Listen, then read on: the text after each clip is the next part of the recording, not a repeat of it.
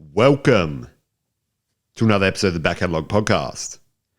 This is the podcast where we, and by we I mean me, Apple, and my co-host / co-founder Vincent. We dive into the streaming service. We tell you, the listener and the viewer, what is worth it and what is not. Vincent, we are here, man. We are here and we are doing 1973's very own Raiders of the Lost Ark. Is that the... Dude, we'll do it. I'll do it. I'll sit here and I'll do it on the fly. 100% this is what I thought this movie started off as. You know what's funny about us saying, we're doing this very own? And it works because, we're doing a podcast and you have to introduce something. But, people know what we're doing. The five people that listen to this know what we're doing. They've seen it. That's right. So we can't even hit them with, we're doing Raiders of the Lost Ark. No. Although one time we did say we're doing the Batman and we did Texas Chainsaw Massacre. Yeah. But we're doing 1973's very own The Exorcist. Should I give you some facts and then we can get into this? Let me give you some facts. So this has got the 8.1 out of 10 on the IMDb. It's got the 84% on the Rotten Tomatoes. Now, this had a budget. Let me get you the budget at the box office real quick. It had a budget of $12 million and it made $428.2 million. Now, adjusted for inflation, this is still one of the highest grossing horror movies of all time and one of the highest grossing Warner Brothers films of all time. Warner Brothers. Jeez. Let me just hit you with the synopsis, right? I'm going to hit you with the synopsis. We'll jump into this. Reagan, a young girl, displays bizarre behavior after playing with a Ouija board. With an Ouija board. With an Ouija board. Yeah. 100% that's correct grammar. That's correct grammar, but it just doesn't work in my mind. But that's when you say... history. You say history? I was thinking that's not the right thing. History got a H in it. No, I know. I'm thinking of words that have... So things would start with N. Like an hour. Or M. An hour. An hour. That's right, because you say, I don't know what, and history. I don't know what. I don't think that's a thing. Well, if you're talking about a history, you talk about an history. That's wrong. That's 100% wrong. Something's wrong here. But no, that's one where you don't have the an. You don't have the an for history. Because for history or Ouija, because it sounds like a W. It does sound like a W. Chris, her mother, an actress, consults two priests who conclude that Reagan is possessed by a demonic entity. We're here. We are here, Vincent. And what a lovely day for a podcast. Oh, the sun is shining. The birds are singing. Wow. We're here. There's no ambulances today, which is... when I arrived here, there was ambulances. Oh, okay. They were coming for me, though. They started up my heart because this movie. We're here.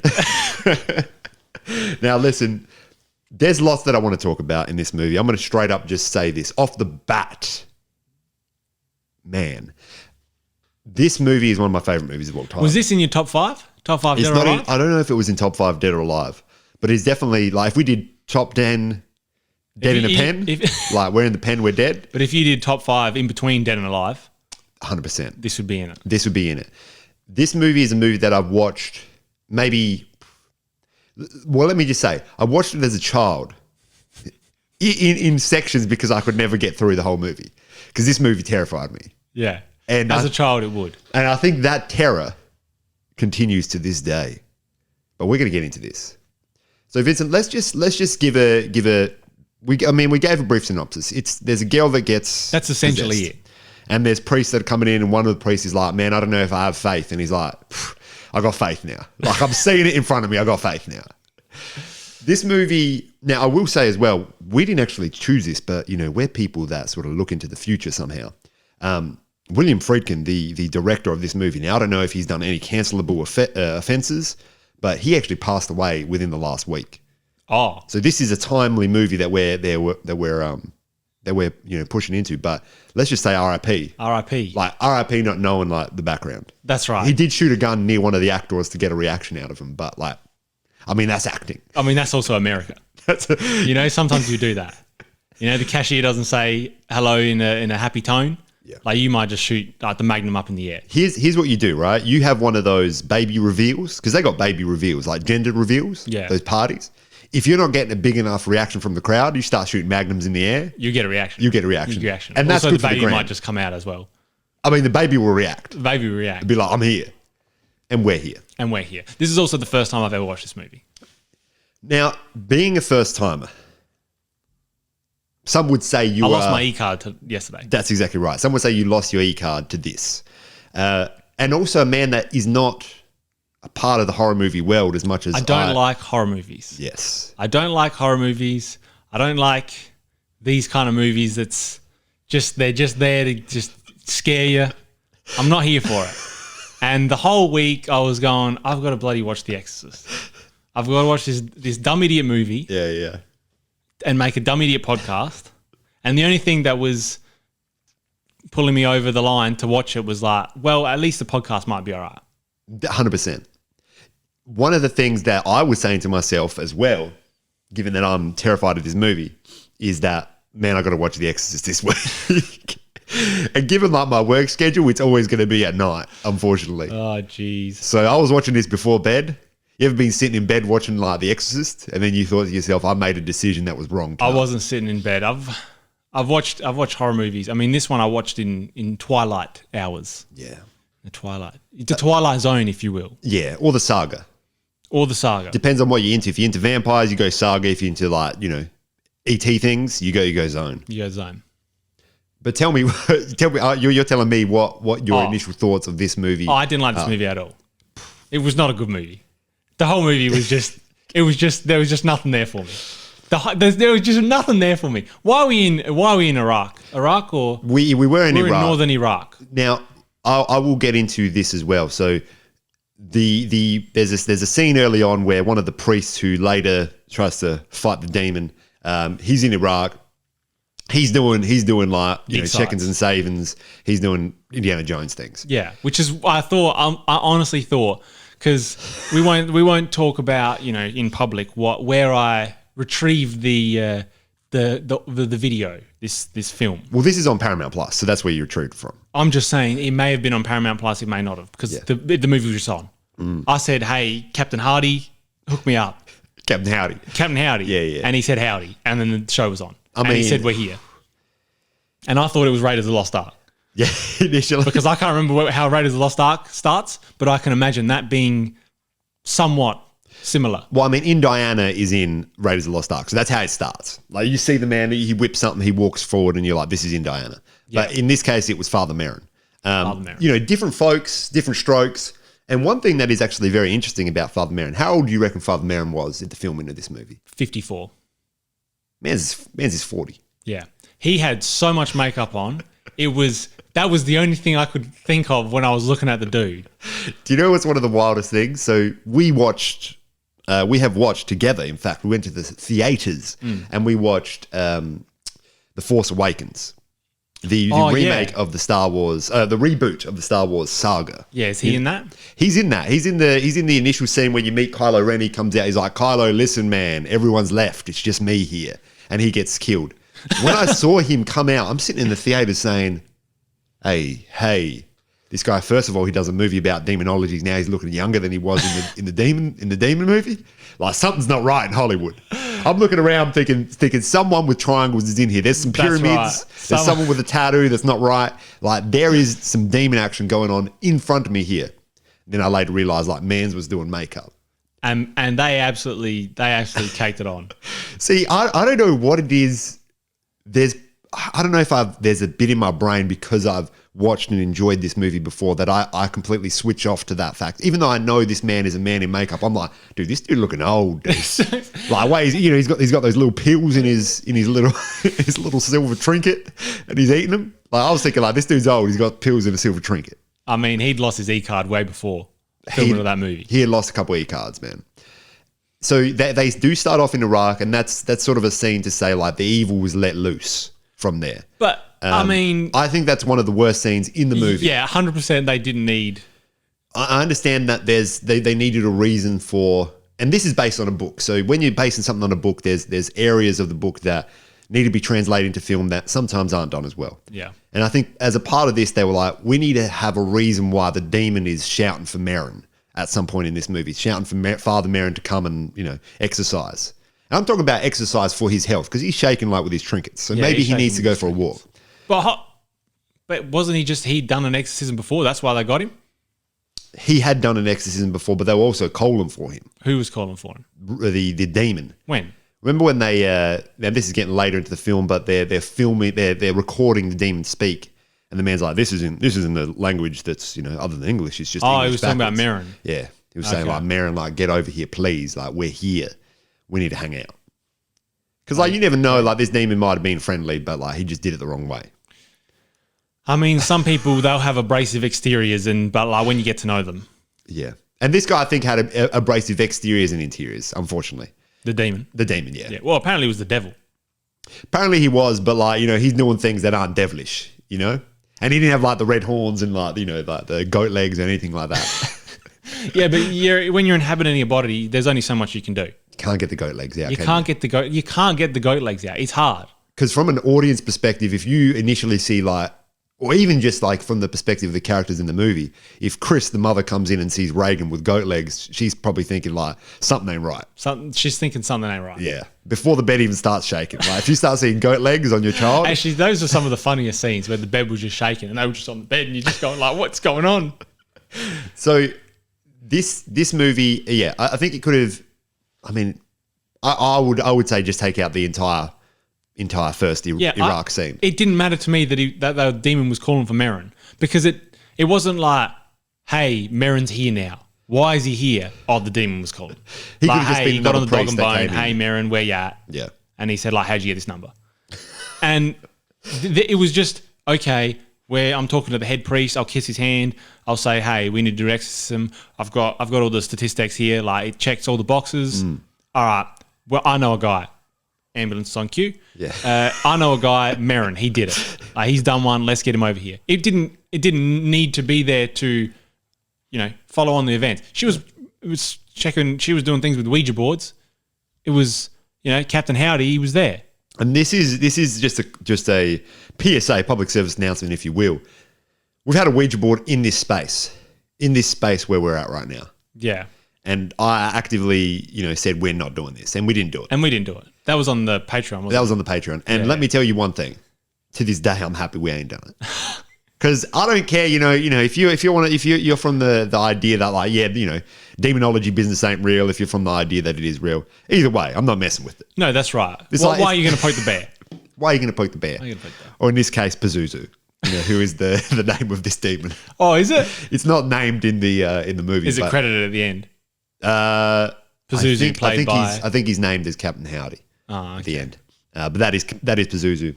Now I want to know, from a horror perspective, I want to know if this scared you, and specifically if the images of Pazuzu, aka Captain Howdy, made you go like, "What the hell is going on?" Not at all. This movie wasn't scary, and I wasn't even. We talked last week about. I don't know if we talked about this on the Patreon, because on the Patreon we talked about Exorcist. Like they got twins now. Oh, The Believer. Yeah, that's the one. AKA 2023's very own The Exorcist. That's right. Like, let's bring back the mum. Yeah, which is funny because I had that in my mind the whole time that the mum was the one who they brought back, and she's gearing up and she's like, getting the shotgun or getting the holy water, the rosary beads. Yeah. She's doing the sign of the cross, and then she's getting into some vehicle like the Pope's vehicle. The one with the glass, so you can see him, but you can't shoot him. You see him, but you can't shoot him. Yeah. And I can't remember where I was going with that, but this movie wasn't scary. And I wasn't going to this movie like, no, I'm not going to get scared. I'm not going to get scared. No, I'm not gonna do it. But I don't actually think it was a scary movie at all. Damn. At all. Damn. Hereditary. Yeah. That had parts that were scary. You got that lady. You got Tony Collette's. Tony Collette's very own. Australia's very own. Yeah. Crawling on the walls. That's scary. That's scary. No scene in this movie was I sitting and thinking, I'm gonna get nightmares tonight. Because I'll do it. Because I'll watch a scary movie, I'll get nightmares. Like I walked out the first Harry Potter movie because it was too scary. Yeah, but we were also a lot younger when the first Harry Potter. No, I know, but like I'm not afraid to just dip out of it. And like you were that from a young age, so Yeah. it's it's positive that you've been that comfortable with yourself. Yeah. And with the fact that movies can be scary and you can walk out. Yeah. I will just sit here. I'm going to tell you some. And Auntie, if you're listening, like I can't believe you took me to Harry Potter when I was a child. That was PG-13. I was not 13. I mean, also like parental guidance ensued, and that's. I mean, she's not your parent as such, but She's an adult, She's at a least, that guardian. you're aware of. She's a guardian. She's a I'm guardian. like- And a guardian. I've never she's- been the same you know, since. she's an angel. I met her. She's an angel. Let's get into the top 5 scariest dead or alive bits for me. One of the things that I think this movie does so well is the scenes that are horrifying that aren't to do with the demon, which there's a lot of them. I'll tell you the scariest thing that I encountered in this movie. Yeah. When she was getting the spinal fluid stuff. Dude, yes. Oh, because I hate any medical situations. This is the yeah. That'll mess me up. If you just had a movie and she was just going in and doing routine surgeries, that would have been scarier than what this movie was. This is what I think this movie did really well, is that the stuff that the demon was doing was not necessarily scary, but the effect that it was having on the child, whether it be the indirect effect of she's having to do all these medical treatments. There's MRI scans, there's things going around making noises. She's terrified in there. There's the bit that Vincent said, they first dab on the betadine on her, and even that just in itself looks bad. Yeah. They put whatever they're doing, they put that little plug in and then all blood starts spurting out. These scenes are terrifying. Yes, as I was saying, the effect that it has on Reagan is scary, because you see this girl that is like pure innocence at the start. She's like, I'm just playing table tennis. I'm talking to Captain Howdy. I rode a horse yesterday. I'm on a horse, and then the Old Spice guy's there. Dude, if the Old Spice guy got if it was The Exorcist, but add in the Old Spice guy, that's a movie. That's a movie that we'll watch.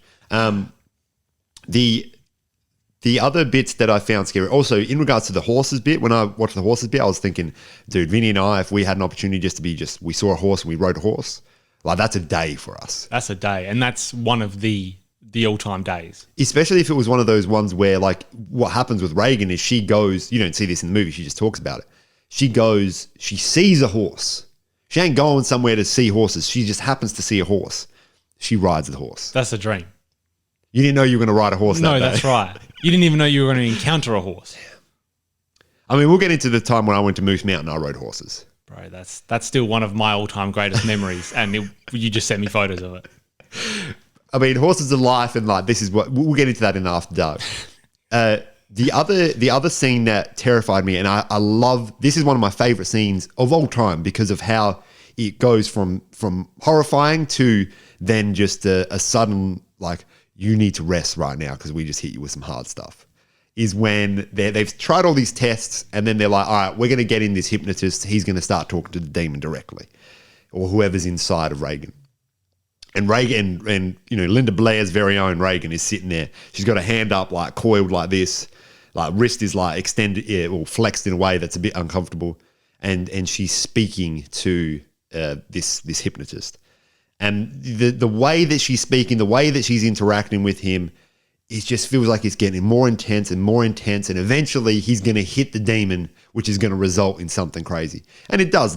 Reagan jumps up, grabs this man, I think by the balls, and he starts screaming, going oh my God, my balls. He falls hypnotist, back. I don't remember a hypnotist.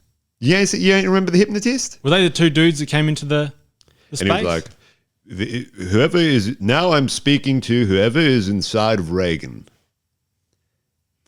I mean, I think I remember that. I didn't remember they were a hypnotist. Well, he's doing some hypnotist stuff, and Reagan's like this, and she's okay, I remember those things. Okay, I didn't remember that his occupation was a hypnotist. He might not have been a hypnotist. But he didn't give me his business card when he hopped into space. So, but he would look like he was doing hypnotism. Okay, yeah.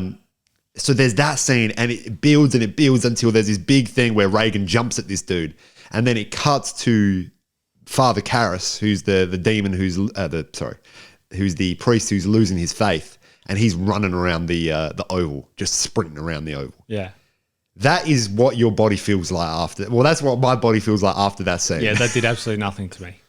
I think that we've talked about this before, how there's that little, you get pushed up to a point and then they bring you back down. And that is the perfect example of that. Okay. But I mean, it works for people like me. It doesn't work for people like you. I mean, if you're in the scene and you're going, oh my goodness, they just did hypnotist, and look at her fingers.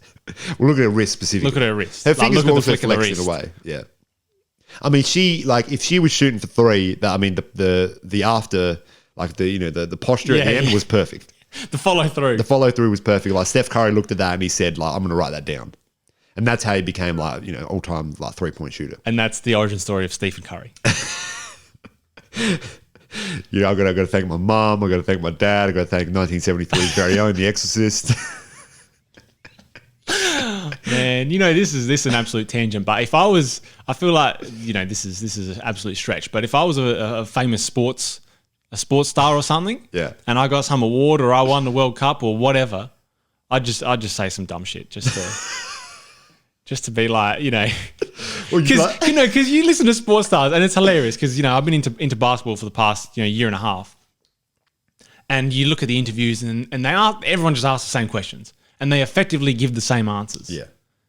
And man, I wish Kevin Durant he did the what's it called? He did You're the the MVP real speech. MVP. Yeah, Mum, you're the real MVP. But like Golden State, we win it next year or something like that. When he's teaming in the background, when OKC in the background. Yeah, that's what you'd want to do. I just say some outlandish stuff. Yeah, yeah. But I know I wouldn't do that in reality because I won't be a famous sports star. And also, you got to keep the check-ins and savings. And if I say something like that, you get fined. You don't get any sponsorships. And like I want to be sponsored by Powerade and. I mean, you want to be on a Weet-Bix box. Imagine imagine you got Vinny's Weet-Bix, and it's like, don't worry about them small buckets. We got the small things. We got the 1.21 kilo boxes of Weet-Bix, and it's got your face on it. Like I eat Weet-Bix every day. That's actually the dream. You could be a podcaster like me. You just got to eat Weet-Bix 2 times a day. Dude, I was doing some exercise this morning, and for some reason Weet-Bix just hit my brain. And I'm thinking about it now. I'm salivating. Something about Weet-Bix. I put so much milk and liquid in there. You know what I mean? Like whether it's milk, whether it's oat, and it's not only a hunger taming thing, but it's also just refreshing for me. And now I'm feeling thirsty and I'm feeling hungry. So I might have to go stop by and buy some Weiss on the way home. Yeah, I'm just thinking in my mind, what are all the things that I could say if I won the MVP? And I'd like to thank everyone who got me to this place, my parents, my teammate, that guy that bagged my groceries on Wednesday. I mean, that you could say that and people would be like, ha, ha, ha, he's got a sense of humor. This athlete has got a sense of humor. But they might not say like he's cancelled. No, you can't be cancelled for that. Because, that's not that outlandish is what I'm saying. But also, you shoot a man as an athlete and you'll get off scot-free. If your name's Scott. One of the other scenes because this is more AD talk, Yeah. I mean, I told you I'd tangent. One of the other scenes that I think is terrifying, and it might be because I'm a Greek man, and Father Karras is a Greek man as well. But all the scenes with his mother. So his mother is living in New York by herself. Her legs all busted up. She's one of those hard-headed ethnic grandmothers who says like, my leg's broken, but I ain't going to no doctor. And I'm staying in this house that's literally fallen apart. I lived in this house. I'm going to die in this house. Like if this house falls on me, that's the best death I can have. And that hits close to home for both of us. That does hit close to home because like your grandparent will like lose a whole leg and they'll be like, what, you think I need something to do? I will be in the garden tomorrow. You think I need 2 legs? You think I need 2 legs to weed the whole property? Like all 1,400 acres? My femoral like vein or artery or whatever it is will be bleeding out and I'm still be in there because like you need your mandarins for tomorrow. Bro, that leg was holding me back. Like now my life starts. This is where my life starts. There's this scene, and this is again what I think this movie does really well. And I'm saying this, it's like I'm talking to there's just a wall of just like this movie ain't good. That's what it's graffitied. Yeah, on the because wall the thing is, with a penis next to it. A lot of movies that we watch that I think, oh, they're not that good. I talk about them after, and I go, oh no, that was a lot of the Long Weekend. That comes to mind. The Long Weekend, as a movie that I don't know if I enjoyed it that much when I was watching it, but talking about it after made me appreciate it more. Yeah. I'm talking about this movie. I'm thinking, man, I can't believe I wasted 2 hours and 3 minutes of my life.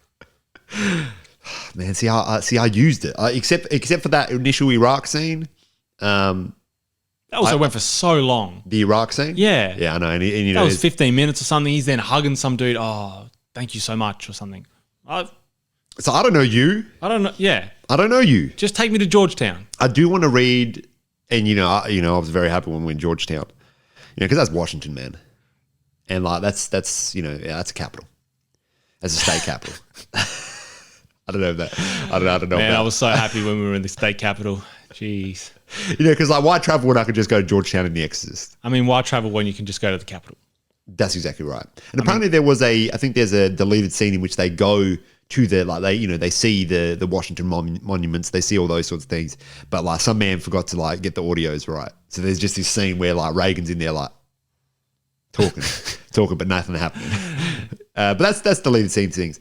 I'm going to quickly ask you a question after this, but with Father Karras's mother, she later has a fall or something, and she ends up winding up in the way that they present in an it asylum is not necessarily what it might have been what it was like, but Yeah. it ain't what it's like these days necessarily. that was the 70s, and that was probably the 70s stylizing what you think an insane person would be facilitated in. Yeah. And just seeing her, she's in the bed, she's strapped up just like the demon is later in this movie, and she's talking to her son, and she's saying it in Greek as well. She's Yeah. saying like, "You're not my son anymore." Were there meant to be subtitles for that?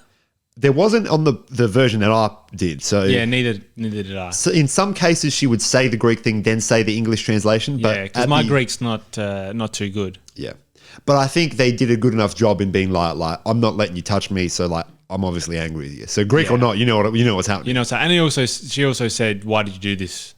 Yeah. I also thought the dude was Timmy. Timmy. I thought his name was Timmy. Timmy Turner. And he's And then been designers in there, Yeah. and just like Timmy Turner. You put designer in The Exorcist, like he'll say something that the demon will just come out. The way that he speaks, like he's surely hitting a couple of the rights of The Exorcist, He's got to be hitting at least one of them. But I think that that initial scene is not only terrifying, just seeing, because for me it feels real, because like if you put your grandmother in a old aged care home, they're going to be looking at you in the same way. Yeah, Like, you took me out of my house where all the mandarins are. I was about to die, getting crushed by the roof. Like, I was about to fall. I fell over six to seven times. I didn't break anything except for that, the fifth and fourth time. But other than that, like, I was good in that house. Yeah. And then they'll hit you with like, "You killed me." That's that part. Honestly, the whole because his name's Damien Karras. Yeah. He was the most interesting character in the whole movie. He is. He's the best character by He's far. the best character. I would have just wanted to watch a movie of him. Especially when he's boxing. That was funny because it kind of just went, that was after he'd seen his mother in the asylum. Yeah. And just straight away, he just throws like 6 punches and then next scene. Which It's like, geez, he's a boxer. Oh, wait, he ain't boxing no more. Yeah, and then he's back to like doing priest things. Yeah. He is the most fantastic, not only actor in this movie, although, we can't look past Linda Blair's, who plays Reagan, because yeah, she did a good job. In saying that, the voice was obviously not Linda Blair, it was someone else. But and one of the things was Linda Blair got nominated for an Oscar before they realized that it wasn't her voice. And then after that, they're like, we can't unnominate her now, but she ain't winning it. So unfortunately, Linda Blair did not win, but still played a terrific role as Reagan. And also, she needed bodyguards after this movie, because religious people were trying to kill this young girl. Why? They'd exorcised the demon. She was clean. I mean, she was clean then, but because they presented this as being like, this is a movie that presents, I ain't going to say what it I would think the presents Catholic Church would have loved this movie. They're going like, we're going to get business now. We're going to get business. Because heads who've just got mental trauma, Yeah. they're just going to be coming in for exorcisms. And we won't have to do the check boxes because they just made that up. We can make up our own check boxes. Dude, this is a real thing. They have to do the check boxes. $500? Check. Let's start. The power of Christ compels you. And I mean, they didn't know. Maybe they knew at this point, but they had a lot of bad press coming. They did. So they had to get something positive out of the 70s at least. I can't even remember what I was saying, but You were talking about Linda Blair's very own. You were talking about how Damien Karras was top tier actor. Damien Karras, top tier character. actor. Yeah, I love that. He's fighting with the sadness of what he did to his mother throughout the movie, and that is used in the relationship between him and Linda Blair later in the movie. I thought there would be more of it. Of them two together. Because Merrin, the other priest, was saying, don't get into conversation with her. There was no conversation. They were just yelling. Would you laugh? Well, did you laugh at when they're going through all the checkbooks? They're hitting power of Christ compels you. They're hitting our Father out there in heaven. Hallowed be thy name. They're hitting all of them, right? Yeah. And then Father Merrin dies, and Damien's just like, I'm going to start piecing. I'm just going back to boxing. And just honestly, the end of this movie was fantastic. I'll give it that, because you just get in there, you see Father Merrin, he's dead. Yeah. And you got Linda Blair there. She's still a demon. And you just grab her and just says like, hey, take me instead. And then just throw yourself out the window. Well, I think this movie does a great job of foreshadowing things. And early in the movie, I just talked about then Father Karras's mother is sort of put in a way that she looks like what Linda Blair will later look like in this movie, which sort of brings him that visual trauma back of that. When Linda Blair says, what a beautiful day for an exorcism, and Father Karras says, you want that? And she says, well, that's going to bring us close together. It literally brought them close together because the demon went into him. Yeah. Like he knew it was going to happen. There's a scene where the director gets thrown out the window and falls down the stairs. I was trying to piece that together because 100% the dude left the front door. That was later. Sorry, they're two different scenes. You're saying the party scene and then they're two different days. See, that's why we need the Thursday, 5 minutes later, Friday. Yeah. On the, that's why the heads need, like me, the heads that can't put two and two together. One of the things that's in the book about this I haven't read the book, but I've read about this is that the director goes up and tries to do some, disgusting things unsavory things, and he gets thrown out the window by Linda Blair and the demons. Okay. So like that's positive. That didn't translate well. It didn't translate. It wasn't explored as much in the movie, but and it was also one of those things where it looks like maybe the butler might have killed him because he came up to him calling him a Nazi initially in the movie. Yeah, the butler with the butter knife in the bedroom with the pea soup on the ground. The peas. That didn't translate as well into this movie either, and that's the issue when you've got a book with extensive notes because like people are writing pages. People writing pages, and also the detective scenes. They were cool scenes, but it just didn't go anywhere. They didn't, and then he just rocks up at the end with like the one eyebrow up, and he's like, "I'm here." And he's just looking at the window, and the lady's there, and he's gone. Yeah, the scene with Father Karras and the priest, fantastic. Yeah, no, when they're I walking, like that. Dude, so good, man. You needed if you got rid of 20 minutes of Iraq and put like 25 minutes of the priest and the detective together, you got a movie. Even if they went to the movies together, like, hey brother, you got good seats, man. I can't believe how he's good your talking, seats hey, are. I'm someone of a film connoisseur. Would you like to see my film with me? But yeah, look. I'm not doubt there were good parts of this movie. It was obviously a well thought out movie. I just didn't think it's not a movie for me. I thought it was trash. And look, this is what we do here. And that's what we do. There'll be no slander on this podcast unless we say it. I mean, unless the power of Christ compels me to give this like a 3 out of 10. Come on, bro. Which it does. No. This movie didn't. I can't do more than this. You're on Porn Stars right now. That's the best I can give you. Like maybe a 3.5.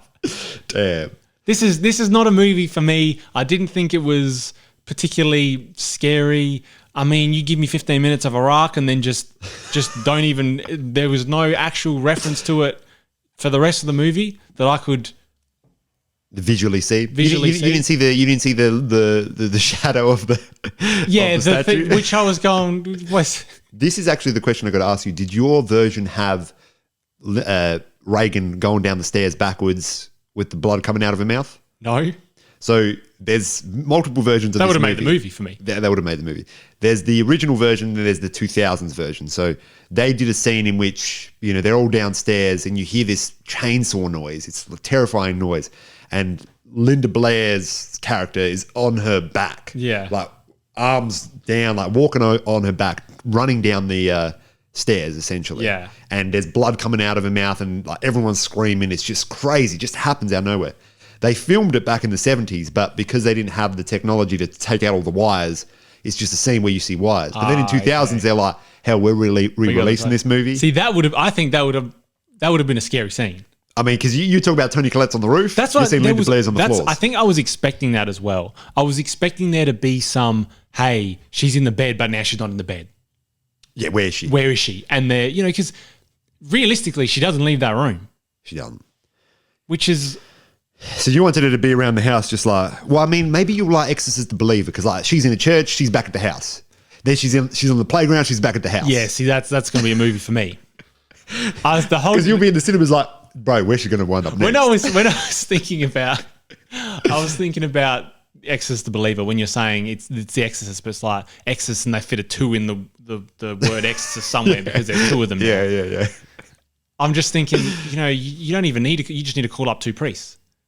100%. You just put one in one room, one in the other. That's right. Bang. It would be funny. They've got one priest just trying to do both of them. The power of Christ compels you. The power of Christ compels you. I can't do it both. I can't handle this. You can't be dual wielding crosses and also the Bible. And the holy water as well. Damn. You got to have some sort of mechanism set up so that you're pulling this string and holy water gets thrown, and then you're pulling that string and the cross comes out. One of those dudes with the guitar. You got the tambourine. You're pressing the pedal. You're hitting the drums. You got the the harmonica. The harmonica. You're doing that, but one of them's a holy water. One of them's a Bible. You got the little chest thing that has the Bible in front of you. You're pulling the lever. Holy water. Pea soup comes out next, which I keep saying pea soup because the vomit was pea soup. Yeah. They tried to use Campbell's, but it didn't work. Here's what I'm going to say. I'm going to give this movie an 8, just as IMDb did it. This is IMDb's very own an 8. Yeah. And the reason I'm going to give it an 8 is because that was The Exorcist. And this being the back catalogue. Talk soon.